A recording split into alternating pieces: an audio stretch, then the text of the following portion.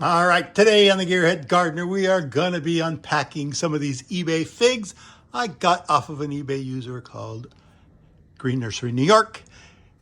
Got 6 different kinds. We are going to get them propagated a few different ways. So if this is something you're interested in, let's get started.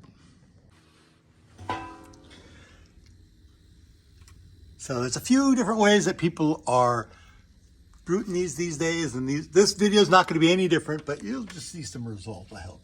You can see I do them the lollipop way in bags. We do them with soil, with pure light, with heat on the bottom. And so these are some new cuttings that I just got online, and we're going to put these together and start these as our little indoor orchard, you might call it. We got 6 different kinds. We got some LSU Tigers. We got some Brooklyn Whites. We got some Cadotas and some Celeste there for, like I said, just adding to our collection. All right, I'm quite excited. I just got a shipment today of fig cuttings from Green Earth Nursery in New York. Bought them on eBay.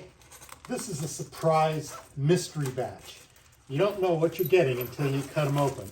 He assures me that they will be labeled. So let's see. He offers 3 different varieties at a certain price point. So I bought 2 of those price points.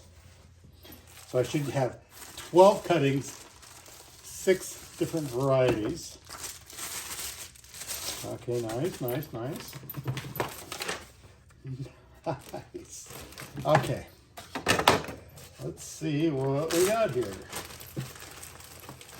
All of them were supposedly freshly cut. And they're all shrunk wrapped nicely. I'm going to pull them all out individually. Some of them look a little thin, but that's okay. So these are figamentals. I got a pair of those. I got Brooklyn White. I got 3 of those. That's cool. White Cadota. There's 3 or 4 of those in there. Celeste. Got a pair of those. That's nice. LSU Purple. I'm pretty excited about. Real chunky ones. And Chicago Hardies.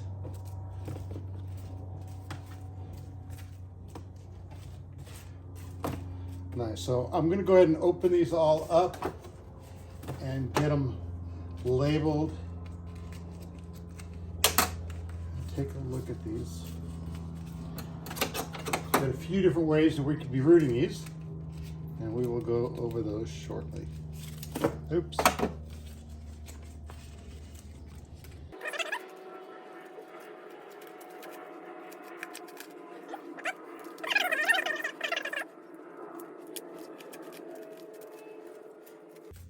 Okay, here we go, my LSU purples.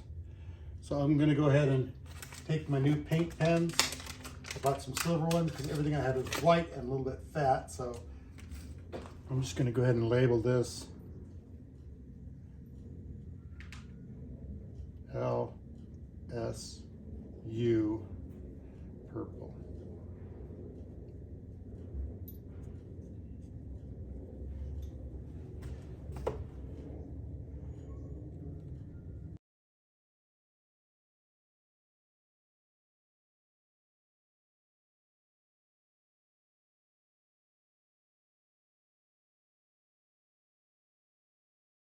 Okay, let's take a quicker look. Here are the white Cadotas. 1, 2, 3 nice cuttings. Could possibly be a 4th if I wanted to be. We also have the Celeste, 2 nice healthy cuttings, which I'm quite happy with. We got the Chicago Hardy. There we go there. Brooklyn White, some really good cuttings right there. Really stoked about that. And then the LSU purples are really fat. Figamentals. Can't say I even thought about them, but these are viable. They will grow. Oh, I'm happy about that. So all in all, there we go. I got 12 cuttings, 6 different varieties. I think it was like 40 bucks on eBay. Anyways, it's the Green Nursery in New York. I think they're out of the Bronx or Brooklyn or something. Anyways, very happy. So we're going to go ahead and take these in the sink, wash them up and preserve them and put them aside and figure out what we're going to do with the next step. So stay tuned. All right, so the first thing I did is I washed my tub out with some nice warm soap and water.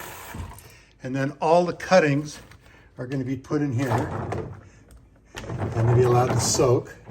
Hopefully I'm not going to lose my pen marks. So I just wanted to get these cleaned up and get any kind of germs off of them. And I'm going to take them out, rinse them, set them on a couple of towels and let them air dry for a few minutes. Here's how I got it split up. These 6 are going to go into vermiculite, perlite mixture. Sit under here with some heat on the bottom and a little bit of light on the top. Where these other ones are going to get wrapped up in this paper towel and put into a Ziploc for a number of weeks. Keep it moist. Also going to sit in here where there's a little bit of heat in the Ziploc, and where you're going to let these sprout and root in a Ziploc, and these will be in the cup. Okay, these wrapped up, I'm just going to hit them with the squirt bottle a bit. Next, they'll be put into this Ziploc bag and rolled up and labeled Green Nursery, New York, and today's date, which is not 11/15, it is 12/15. Okay, like I said, these are going to go sit over here in the heat for a while. We're going to let them be in hopes of these to